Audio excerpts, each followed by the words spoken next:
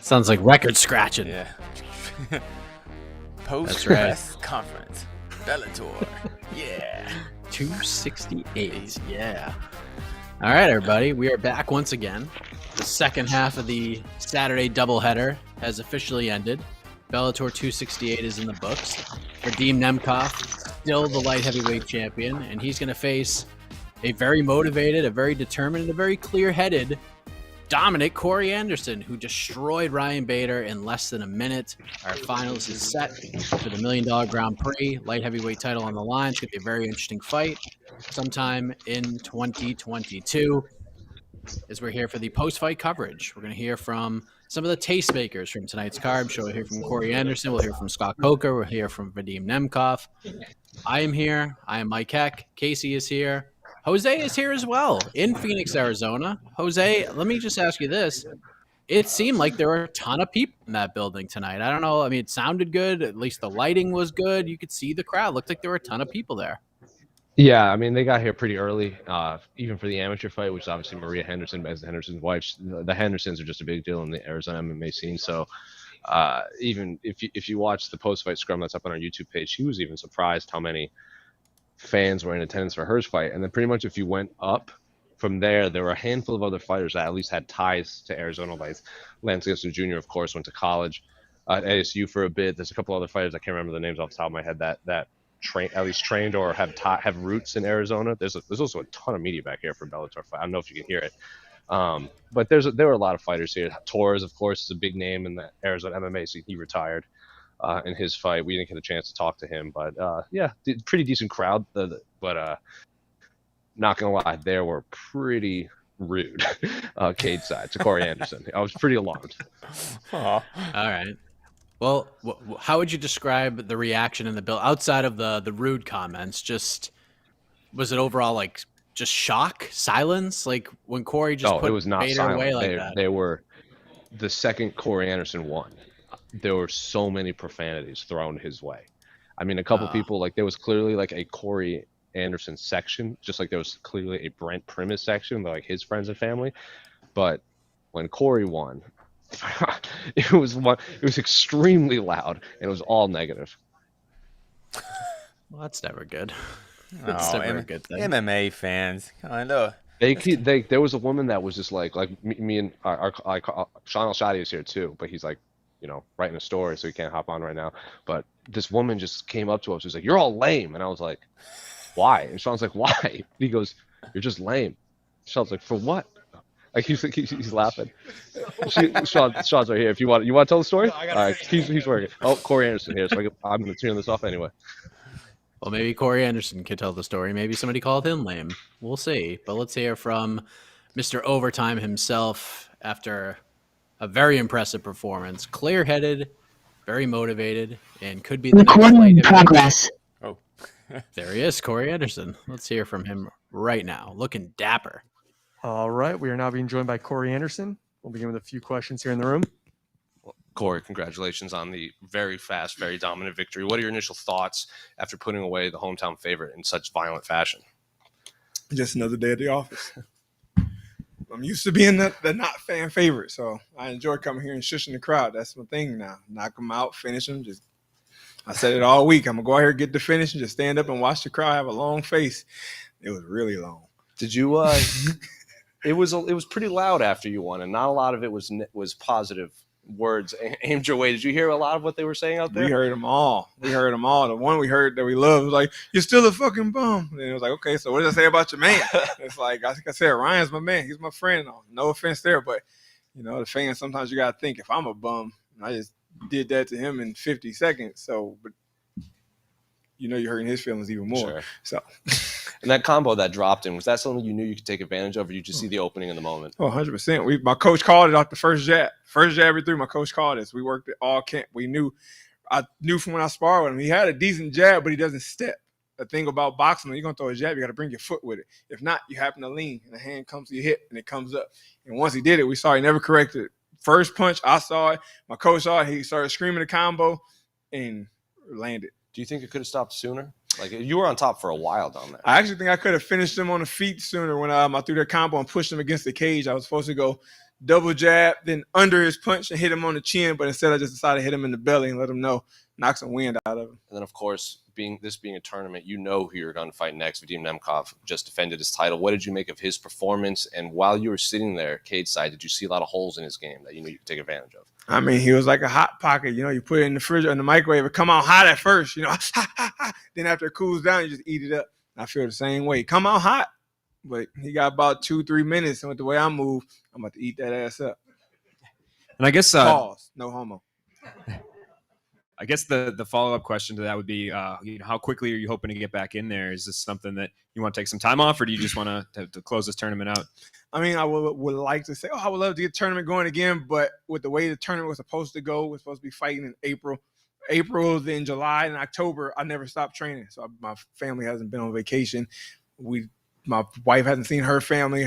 Both grandmothers died. So I want to get some time to get back so we can see the family and spend time back in the hometown and relax, So I'm not in training camp, so my wife can visit all her family. I can visit my family, my friends, sponsors, supporters, and then hopefully get back in there next year. Some hunting trips scheduled yet? Yeah, of course. I mean, if I had brought my bow, I would have went from here, but it's a vacation for 3-4 days with the family. Then I go back and got a couple hunting trips planned. Outdoors at Overtime. If y'all ain't following yet, follow it on Instagram and on YouTube. That's my hunting channel. So we making big moves. Corey, with the performance that Nemkov had, very wrestling heavy after getting dropped, seeing that, and I'm sure you're going to be confident going in anyways with what you've been able to do, but does that make you a little more confident being like, I know I can wrestle as well, and now you look like a striker out there? Oh, I know I can out-wrestle anybody. I done said it a million times. I am the best 205 wrestler out there. I had my hiccups in the past. Yes, I was young, wasn't as confident, but now I have that confidence. I know nobody can out-wrestle me. I don't care who you put up against me. Like I said, I had the confidence. This camp, I was training with Jaden Cox, who's Olympic champion. I drove an hour just to go wrestle him. That's how my confidence was. He tossed my salad, But I was confident enough. I'm going to go up there and take this guy down because I know how good I can be. And that's just how I feel with everybody now, especially in MMA. Who is Clubber Lane? Clubber Lane don't want no smoke. I want Triple C. Congrats, Corey. Thank you. Hi, Corey. Congrats on the win. There's another light heavyweight title fight on the horizon this October. There's names that you've beat before: Jan Blachowicz, Glover Teixeira. What's your Mystic Mac prediction for how that fight goes? I think Glover's going to get it. Jan has the Polish power, but that's about it. He caught me with the Polish power, but in the first round, you see after he missed with the Polish power and he gassed himself out, just like Nemkov, it come out hot. But once you cool him down, it's easy to take over. As for Glover, when I fought him all 3 rounds, I was dominating. But the whole time, as you look at the fight, look back, he finished on top, ground and pound, and trying to get the finish of the last bell. And if he does that like he did with everybody else, Anthony Smith, they get their teeth knocked out, whatever, he's just going to keep going till the fight is over. How are you going to celebrate tonight? Well, we about to go grab some burritos, some beers, some drinks. I'm a family man, so I can't go to the club no more. These hoes be out here thirst trapping, so I got to stay away from that. Excuse my language. But I got to go to a family-oriented place. We're going to sit down, have a meal, couple brews, and get home before 1. Building off the question about Jan versus Glover, I mean, there's always debate on the Bellator champions, how they would stack up. Do you feel like if you go out there and you defeat Vadim Nemkov next, that there's any doubt, having beaten those 2 guys, that you're the best light heavyweight in the world? I already know I'm the best light heavyweight in the world. I know the night I fought Jan, it was a hiccup in my own shield. I went out there. Now, I'm not going to say I underestimated him, but I looked past him. I was thinking, I whooped the shit out of this dude once, I'm going to do it again. But I should have went out there and I should have went one fight at a time. Like I've been saying in interviews all week, I learned my lesson. Now, I'm always worried about the moment now. I'm not worried about what's next. We're looking past anybody, anything, any moment. And I know I can dominate Jan again. I know I can do the same thing I did in 2015 when I only had 6-7 fights under my belt. Now, even better with 21, 22. Corey, one more. We're over here. Bader also has another belt at heavyweight. If say you beat Vadim, I can already see you. You want to go up there? And I know there's an interim champion up there too, but Bader still has the undisputed title. I see you smiling. Do you want to go up and get a second belt? Well, I want 2 belts too. I want to be a champ like my boy DC and Triple C. You know what I'm saying? Let me get that. I want all gold everything. All right, we'll take one or two more here. Kobe? Corey, awesome performance, just amazing. How good does it feel to get it over with that quickly? I mean, it feels great. We don't get paid by the hour. You know, they call me overtime, but I'd rather not have to clock in. So it feels good. Looking fly, looking like a winner. Are you excited to go in as the underdog? But maybe in this case, you may have the crowd behind you. I just love being an underdog. Period. I always just see myself as the underdog. Like I always said, I feel I'm never the crowd favorite. So I go into every camp with just that mindset. Kind of like I got a chip on my shoulder at all times. It just makes me train that much harder, you know, bringing the toughest guys to try to beat me up, push me harder. So I know when I get into the cage, it don't matter if they booing or cheering for me, I'm going to go out there and put on the performance of my life. Last one here, James. Hello, James.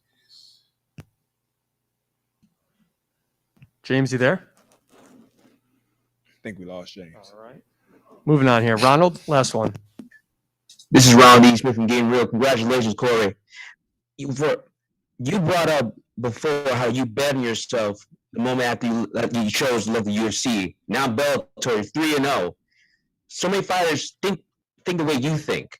What message do you have for them when they're trying to decide to make those steps in their careers?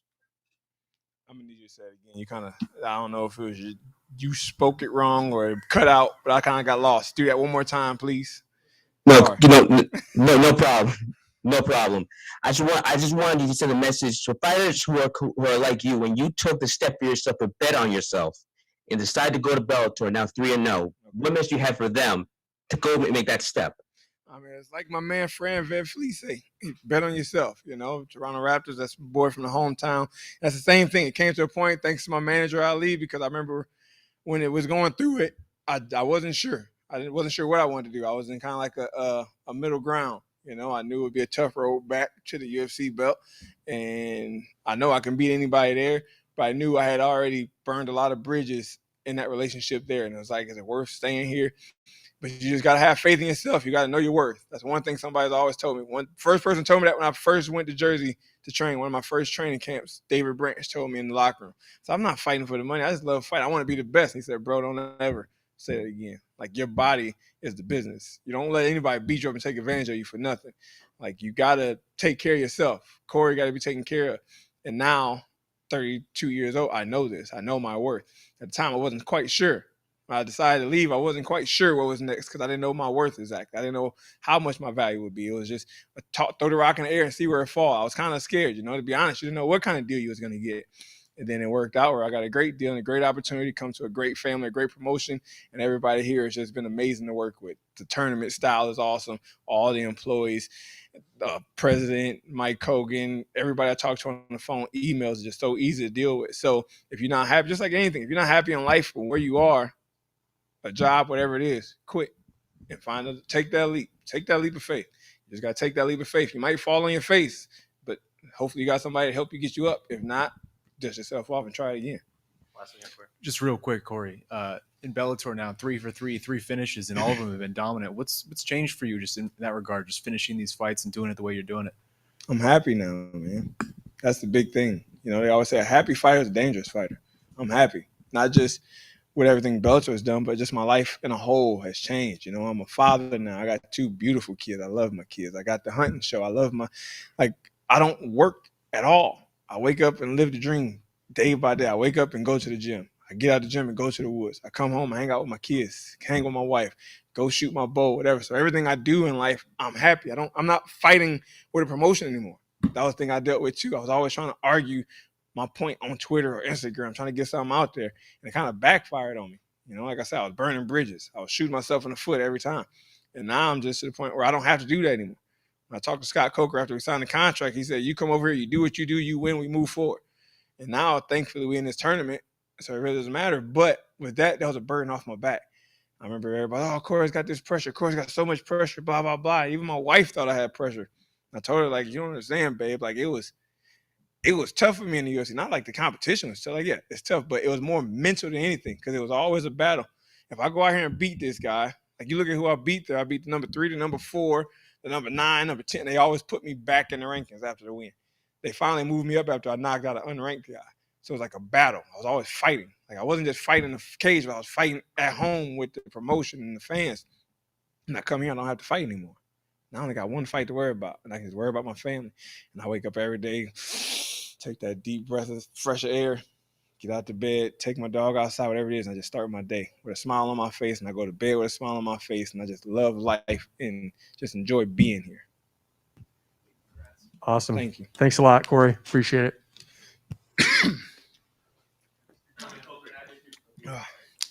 There he is. So, as I tweeted out, Recording stopped. clear-headed Corey Anderson is a bad, next bad is Scott dude. Coker. Oh,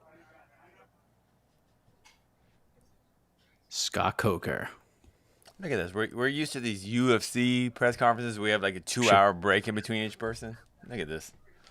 I mean, the Bellator PR staff is tremendous, so they might just be setting us up so we know what's happening and giving us just an ample amount of time. But yes, if this is a UFC one, we'd be waiting 35 minutes for the next fighter. But Corey looked great. I mean, I knew I called he would get a finish. I thought he would have to wear on Bader a little bit, but man, Corey could strike, man. Corey's got some striking. Dude, and he said that setup was so good. I mean, he kept saying it was a jab. It was actually kind of a little jumping hook, that lead left hook he was throwing, and I'm not sure, but that it looked very similar to the same like jumping kind of left hook, lead left hook that he was throwing, the same one that he I think dropped Fedor and knocked out King Mo with.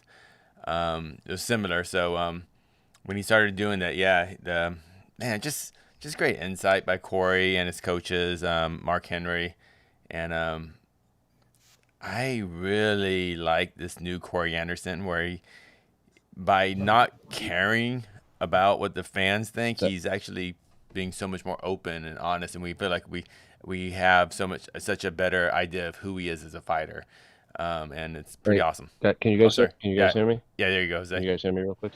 Just giving you a heads up that Scott Coker's on his way, like momentarily, and then I'm gonna let Sean join in and give his thoughts. But just giving you guys a heads up that Coker's on his way, so I'm gonna switch over the audio back to the mic camera just to be ready. Yeah, no problem. Okay. Scott Coker on his way, and I'm sure he'll have a lot to discuss. Corey Anderson was telling me when I talked to him the other day, because he told me that Mark Henry actually broke his hand for like his last hard week of training. Mm-hmm. So Mark Henry, like the day after he got, like he basically went to the hospital to get his hand casted up or whatever, went to the gym the next morning, and Corey Anderson, like he held pads for Corey Anderson with a broken hand, but held noodles, and then he put one pad on, and Corey Anderson was like, how are you going to do this? He goes, oh, I could do this. And Corey said that Mark Henry with one hand, like leading combos, was better than like most coaches he's ever worked with two.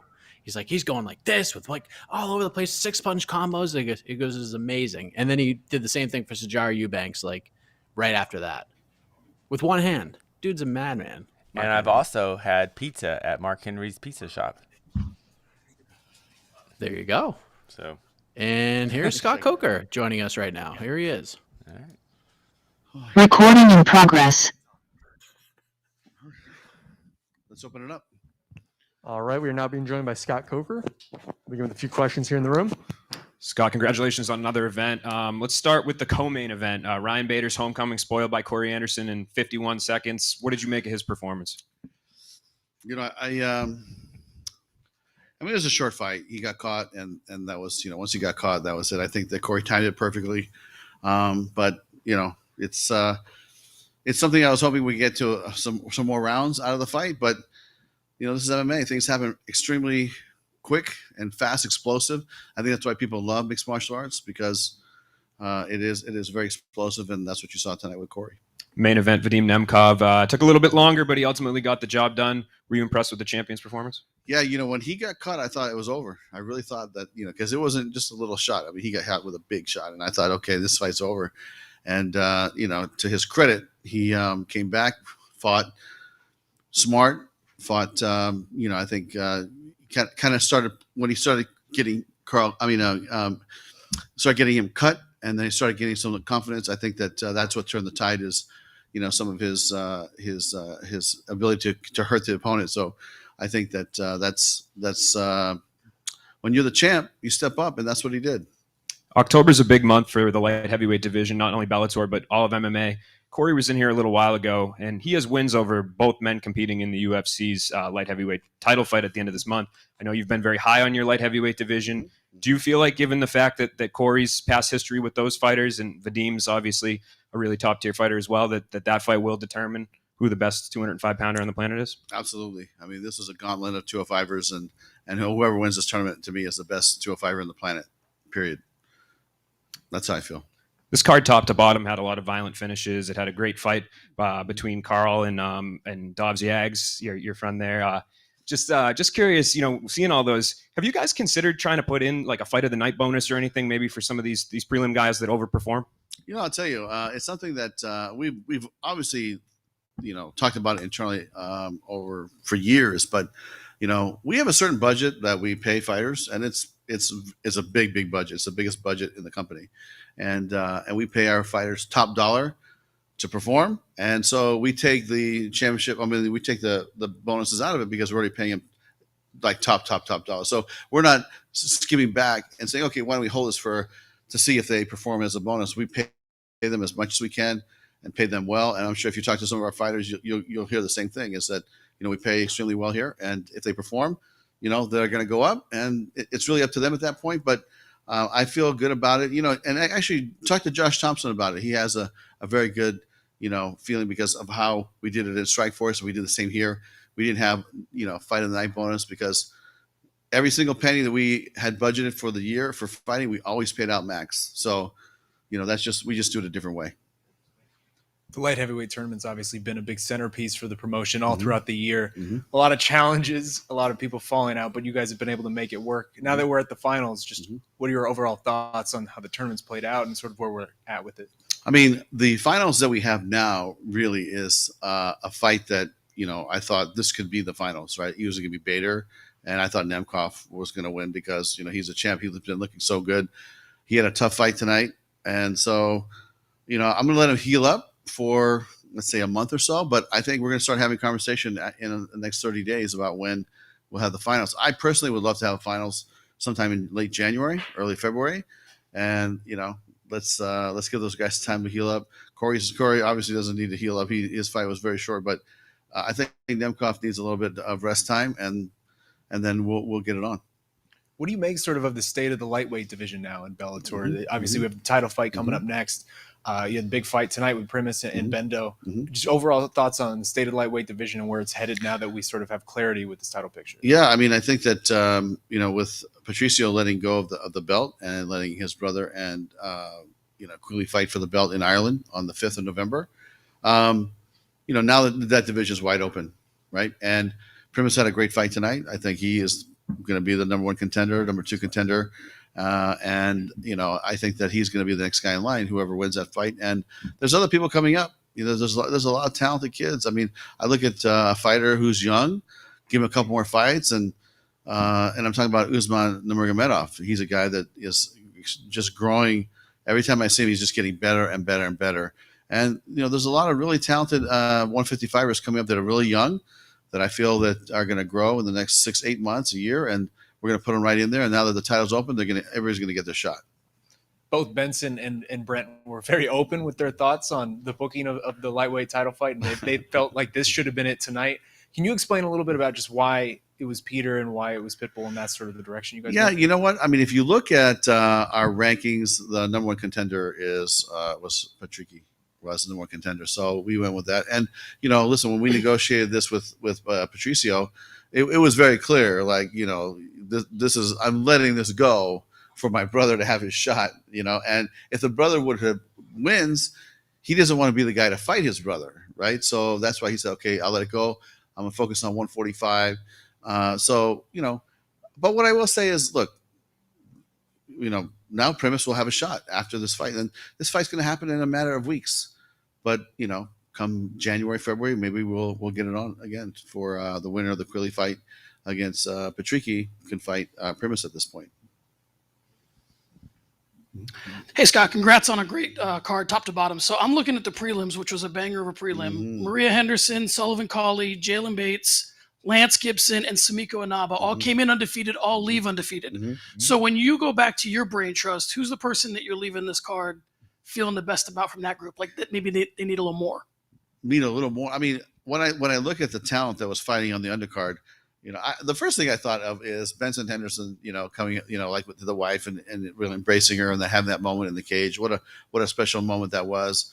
And I know this was really important for his wife to fight and be on the same card with him. So it all happened. But that to me, that was a special moment. And when I think about Yag's fight with Carl, man, that was an amazing fight.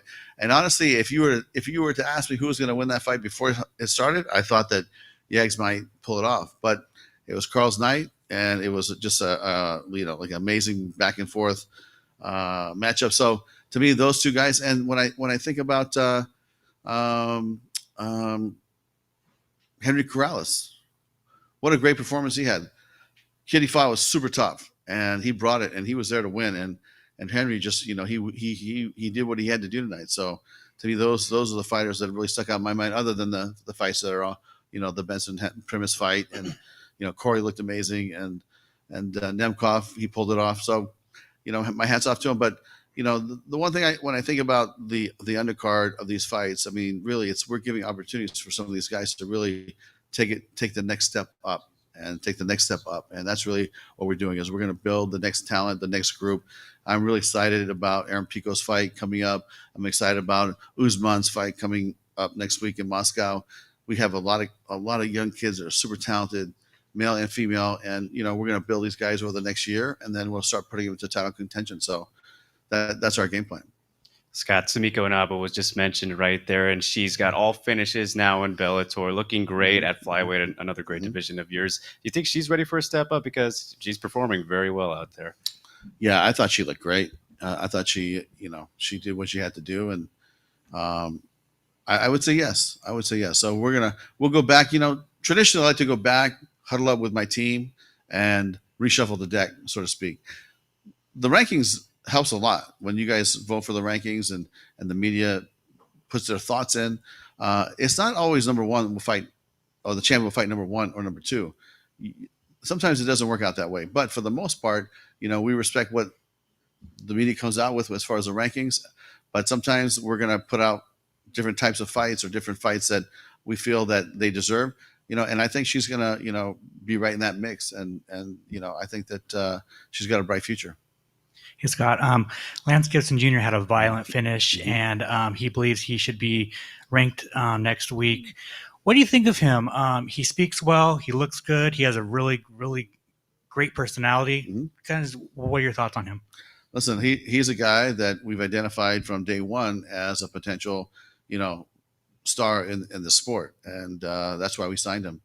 And let's see how he does. He might need a couple more fights. I think he's early in his career, but he's definitely on the right path, But I that first round I thought was pretty close. It wasn't like he dominated the whole fight and just took it to this kid. I mean, it was back and forth, and yeah, it ended the way it did. But let's test him out a couple more times, and we'll go from there. Scott, right here. You're obviously going to Dublin. You did London. You did Moscow. So you're clearly willing to travel. With a fighter like Vadim, who's Russian, and Corey, who obviously had ties to the New York area. New York has a massive Russian population. Would you think about putting that fight in an arena like Madison Square Garden? That'd be interesting. I mean, we talked about taking that fight to the East Coast for sure. We talked about maybe Chicago. You know what? I think that maybe we would bring it back here. I mean, maybe we could run it back right here. I mean, to me, this is a great – listen, these fans were amazing. They were loud. They were passionate. They knew their MMA. A lot of them came out to Bader, but I think, Bader still has a heavyweight title to defend, right? So he's going to want to get back on that horse soon. But, I mean, maybe that's a fight that we could, make it a triple main event and really just bring a great fight card here and run it back here in Phoenix, because it's quite the venue. The arena is beautiful. The people were friendly. It was really nice. It was just a great experience to be here in Phoenix, and we definitely want to come back. Yeah, good point. Anglickas was faced with a really tall order coming into this event, and like you mentioned earlier on, there was a moment in that first round where you thought this fight was over. So I was just wondering what your overall feelings were on his performance and how he showed out. I feel like he didn't lose any stock tonight, in my opinion. He, like you said, he came in as an alternate, came in with a very, like you said, a very tall order, using your words. and he was one punch away from knocking Nemkov out or taking him out. Right? I mean, if he would have hit him one more bomb, I think it would have been over. Nemkov, to his credit, is a tough guy, and he's got an amazing chin. And I think he just outwilled him tonight. But I think that when I think about this fight, it's like the early rounds could have went in any direction, right? And then the later rounds were definitely for Nemkov. But I don't think he lost any stock, in my opinion. And we're going to put him back in soon. And when he's ready, we're going to put him back in. We'll keep testing this kid because he's no joke, man. This guy could bring it. When you have a card the same night as a UFC, are you even worried about them? Honestly, I didn't even know they had a card tonight. And so that's the truth. And I focus on our business. I focus on what we're doing. I think we're doing some great things. I said in July 31st, we had a reboot of Bellator, which was the AJ fight against Pitbull. And that was the first time we had a live audience with fans. We went to San Jose, went to London. London was a smash. Here, I think it was a smash. I mean, I think we're back at doing what we do best and being back on the road and promoting great fights. And I think that's what we did tonight. All right. Thanks a lot, Scott. Thank you, guys. There he is, Scott Coker. Recording stopped. Mike, recording is stopped. Come on. Okay, I'm sorry. I have to wait. I got to wait for the damn recording to stop before I can speak. So there you go. Scott Coker. We can speak I never know what to like. Yeah, I mean, Scott, it's right there. Scott said everything, and there's nothing to really like debate. It just is what it is. So, but I think New York would be a great place to have that finals. But I don't think they're interested in going to MSG right now. Why spend all that money? It ain't cheap. Yeah, New York is a very expensive city to run an MMA event. New York City, especially. Yes. And you got to deal with like the vaccination rule and all that stuff, which, I mean, listen, with a good card, they'll sell it out anyways. Yeah. Vaccinations or not, because 268, that thing will sell out. It won't be an issue. But yeah, go back to Phoenix. Do a triple main event. Yeah. Throw Bader throw Bader's heavyweight title fight in there. Throw the Grand Prix finals in there. Maybe another title fight.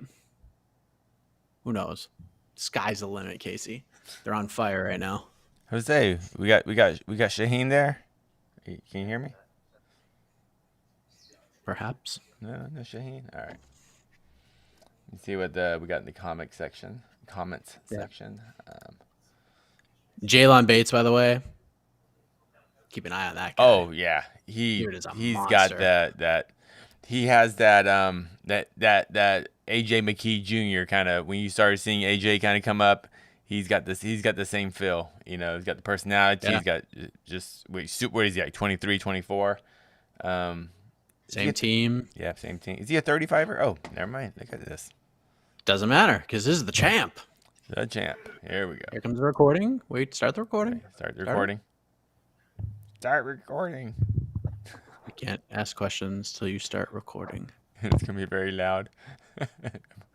Everyone turn down your volume for one moment. Recording in progress. All right. All right. We are now being joined by Vadim Nemkov. We'll begin with a few questions here in the room. Vadim, congratulations on another title defense. Can you just talk to me about how you're feeling coming out of that one?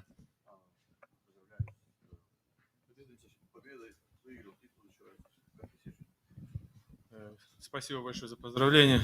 Чувствую себя хорошо, отлично. Соперник оказался не такой простой, как все думали. Я настраивался на тяжелый бой. He said, "Thank you very much." He said, "I feel great. I think the opponent was a lot tougher than most people gave him credit for." He said, "For myself, I was ready for it. I knew he was going to be tough, and I got the victory. I'm happy." It was largely dominant performance on your part, but he did have that moment early in the first round where he seemed to stun you. How hurt were you when he hit you with that shot?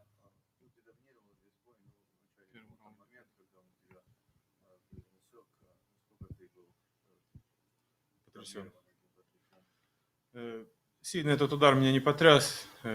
Я контролировал бой. Больше получилось как он сбил меня просто. Не ожидал, что он будет на руках такой хороший. Я думал, перебью его в стойке. И я ожидал от него борьбы, но он показал, наоборот, хорошую работу в стойке. А я показал хорошую борьбу. He said I was a little surprised. I actually expected him to grapple more, and I was gonna be the guy standing, and then his stand up. He was more preferring stand up. I wasn't really hurt by a punch. I was more. It's a different word in Russian. It's not really off balance, but he was just more caught by surprise. But it wasn't like it stunned him or it did anything to him. So he said, the kid was tough on his feet, and then he ended up showing more of his ground dominance. And I noticed your corner, you had Valentin Moldavsky and Jerry. Obviously, Fedor has his fight next week. Was it any different not having him there, or did you not really, was it just the same?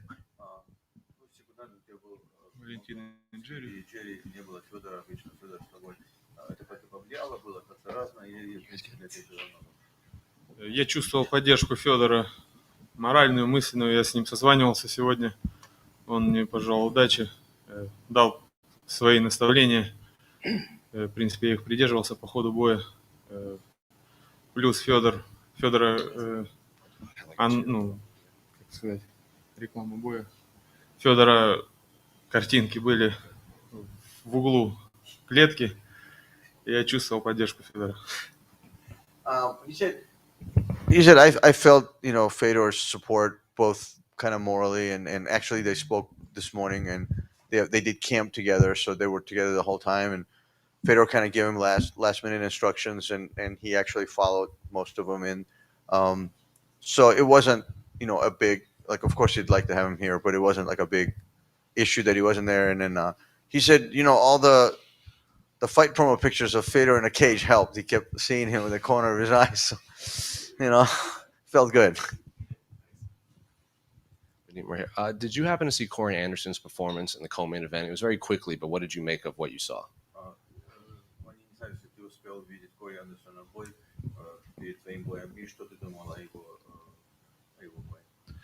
Я не ожидал, что бой между Кори и Бейдером закончится так быстро.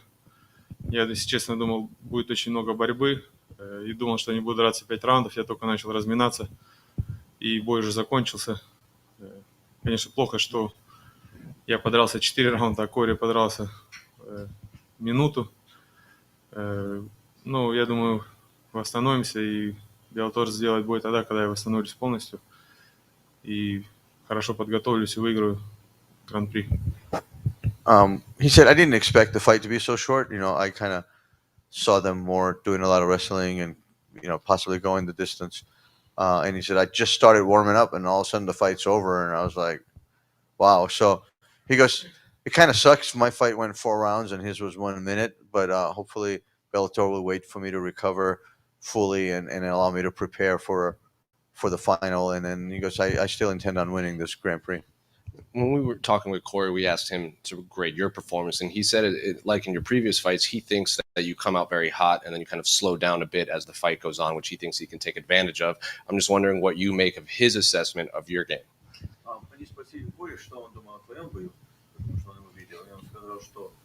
Так же, как и в предыдущих твоих боях, он видит то, что ты начинаешь очень агрессивно и как-то сильно, а потом постепенно начинаешь замедляться, и он думает, что он может это использовать против тебя в вашем бое. Что ты думаешь об этом? О его оценке твоей? Когда я дрался с Райаном Бейдером, он также говорил, что я начинаю очень агрессивно, а потом мне не хватает бензина на последние раунды. Но мне хватило 2 раундов, чтобы нокаутировать Бейдера.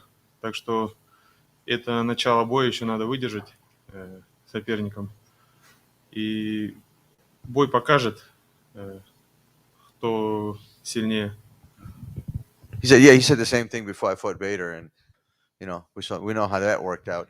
He said, you still have to survive those onslaughts in the early on, and then because people think, I have cardio issues later, and the fight will show. We'll see. Vadim, how did you like Arizona? Мне очень здесь понравилось, очень комфортно. тут готовиться к бою, подводиться, потому что все есть рядом, арена рядом, гостиница рядом. Мне очень здесь понравилось. Тепло. У нас сейчас в России холодно, так что поеду домой в холод. Здесь как на юг съездил. He said, I loved it. It was warm. It's cold in Russia right now. So he said it was like a vacation. It was warm. He liked the atmosphere. He loved the venue. It's so close to the hotel, and the hotel is right next door. And everything he needed to kind of finish the last couple of weeks of his camp before the fight. It was very comfortable. So he loved it. And where would the champ like to defend your belt?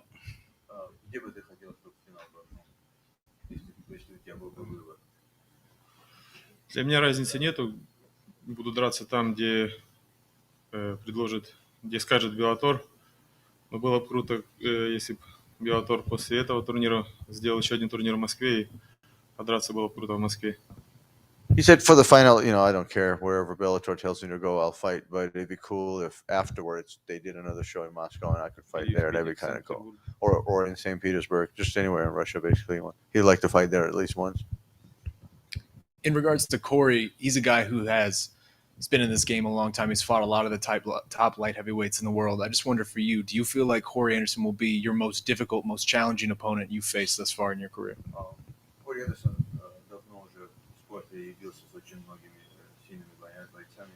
Думаешь, это будет твой самый тяжелый бой в твоей карьере по сей раз?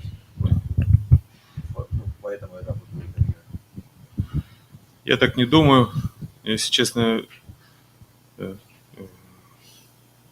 я не знаю. Я, если честно, особо не следил за карьерой Кори, не смотрел особо за его боями. Только видел его бои в Беллаторе.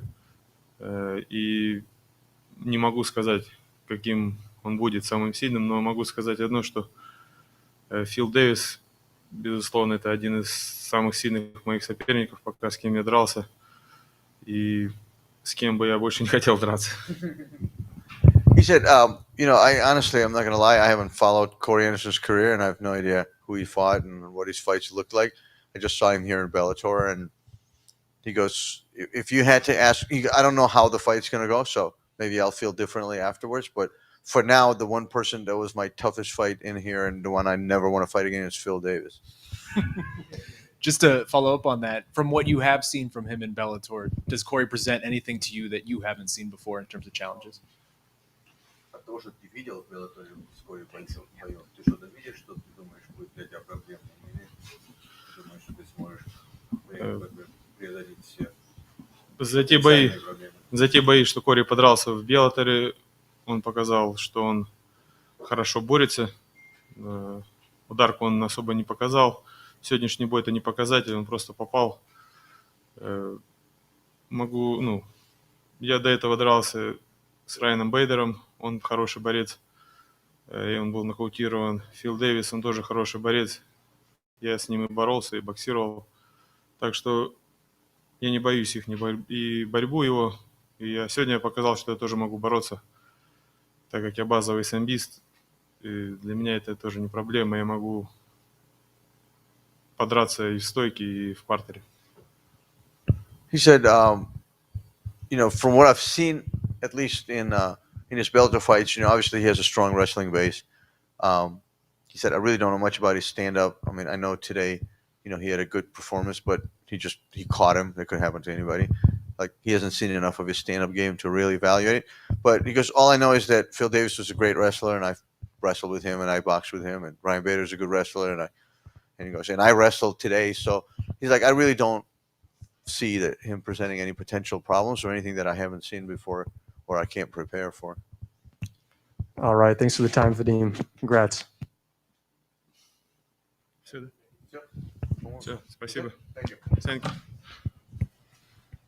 Stop. Recording stopped. Yes. Yes. Go ahead. We're not going to talk until you stop the recording. There he is, the champion, Vadim Nemkov. That is going to be an interesting fight. That's a really good fight. It's definitely the best. It's one of the best title. It's one of the most interesting title fights. Like, just from a stylistic perspective. I'm not going to go out and say, like, is a huge blockbuster title fight, because it isn't, because Corey's not a big draw. Maybe in time with this new attitude, he might be. And people are still sort of discovering who Vadim Nemkov is as a fighter. So I love the matchup, though. It's a really interesting fight. Oh, I'm fascinated by it. I'm All fascinated. right, and that concludes our post-fight media availability. Thank you all for joining us tonight. All right. Thank you, Dan Kitchen. All right. You know what? We'll have want to take a couple peep comments? Couple comments. All right. Yeah, throw a couple up there. Yeah, you guys. The level of dumb comments is just too.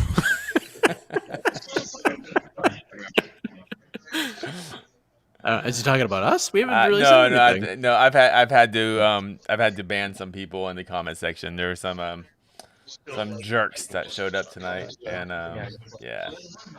Is it the recording people? I mean, don't take no guff. No guff, none. No guff, don't take no guff. No guff. Casey is the Keith Peterson up, of the YouTube comments. Hi, buddy. Hi, Sean. How you No doing, my nonsense. friend? No nonsense allowed. I'm doing good, man. How you guys? Doing great. So, capacity crowd, Sean. Corey Anderson apparently brought the ruckus in multiple ways, not just in the cage, but brought it from the reaction from the fans. How would you sort of gauge the vibe inside that arena with a lot of people apparently in there? The crowd was hot, man. That was a really hot crowd. It was pretty, I'd say, 6,000, 7,000. It was pretty full in the arena. I was pretty surprised, I'll be honest. But it was the vibe. I would say the vibe was unbelievably crestfallen after the Henderson-Bader combo that we had there in the main card. I think the majority of the fans in this arena were here for either Benson Henderson or Ryan Bader, in the way they lost back-to-back, and especially the Bader one. Got a lot of people really, really salty. I'll say that. Yes, apparently people are calling the media lame and all that stuff. I mean, come on now. The media is not lame. Like, take your anger out on somebody else. But just real quick, Sean, before you say goodbye, as the comments are flowing in, Vadim Nemkov versus Corey Anderson. I am so in on that fight. I cannot wait for it. Your thoughts after seeing both performances tonight, especially the champion grinding out just a dominant 4-round win, and then Corey Anderson just bolting Ryan Bader in under a minute. Yeah, I just to revisit very quickly what you had said right before that. The group right behind us on press row were out of control. It was a scene. They were hurling all sorts of obscenities at Corey Anderson after that win, and we definitely caught some crossfire to that. We were all very lame. We're all very, very lame, apparently. But no, I love that fight. I absolutely love that fight, and I've been one of the few guys on the team who have really been pushing the Corey Anderson narrative and believing in Corey Anderson this whole time over in Bellator. It feels like people kind of took a hit to his stock when he came over to Bellator for some reason. I mean, I say for some reason as if I don't know the reason, but it's just one of those things, right? But I love that fight, and I think there is a very clear case that could potentially be made for the winner of that fight being potentially the #1 light heavyweight in the world. I don't know that that's a case I would make, because I'm still a big believer in Jan Blachowicz, but that is a great fight. And with the way that this tournament has played out, I mean, there's been so many different injury fallouts. We missed the big fight between Rumble and Romero early on. It's just been Bellator having to fill a lot of holes coming up abruptly for what this tournament is and the challenges they've faced throughout the way.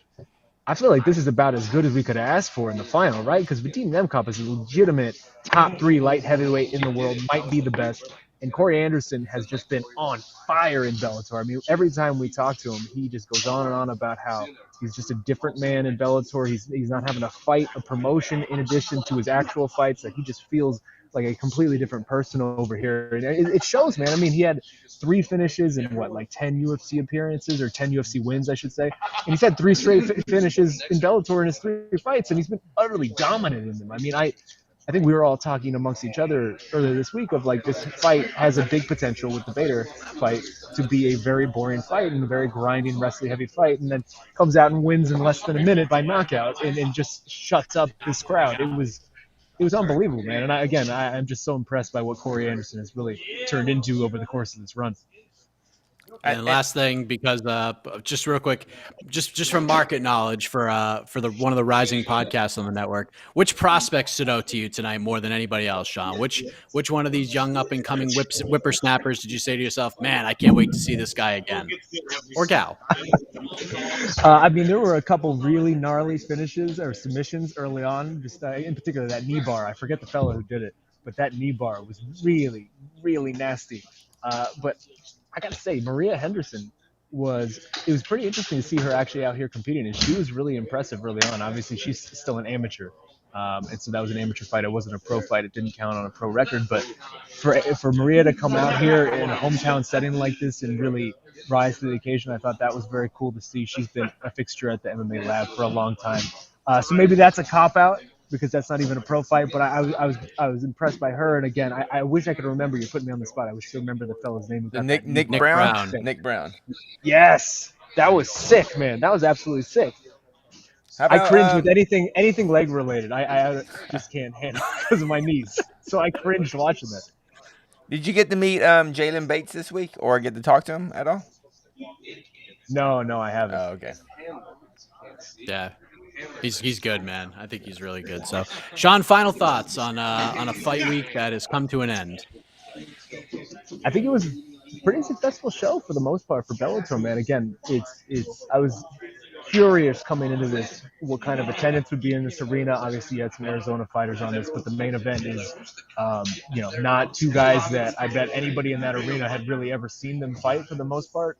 And yet I felt like a very successful show. The crowd was super into it. They were super hot from the get-go, and it was packed arena. So I think altogether it was a successful show for Bellator. And again, the way they've made I was gonna swear on this, but let's keep it clean. The way they've made lemonade out of lemons that have been handed to them for this bracket, and the way this tournament's gone, I got to give it to Scott Coker and the crew. They've really worked on their feet and made it work the best of their abilities, and we ended up with a final that I think is really compelling and a really meaningful fight for the global scape of the light heavyweight division. Completely agree. I think Bellator won the day in terms of just cards. They definitely beat the UFC overall. Jim Miller probably still is the moment of the night, if we're being honest, but it is what it is. I saw that highlight. That was sick. The old man still got it, man. What the heck? That was crazy. Where did that come from? Oh, it was amazing. It was unbelievable. You just shake your head and you're like, Jim freaking Miller. Keeping it clean here. So, Sean, thank you for your tremendous coverage, my man. Always out there knocking it out of the park. And I think we're all done, Casey, right? Do you have anything else? And you get to see how the sausage is being made or taken apart here in the background. Bellator PR taking things down. So fellow Red Sox fan Colin O'Brien on there, just lifting things over his head like a jacked up Bostonian Red Sox fan. I get the Red Sox had a good night. I get it. A great night. Bellator had a great night. Red Sox had a great night. I haven't heard the end of this from Jose all night. Red Sox. Yeah, we don't care. No one cares. They all care. Check the ratings, my friend. They all care. Until then, everybody, we're out of here. For Casey, for Sean, for Jose, I am Mike Heck. Good night, everybody. Go Stros. Sox.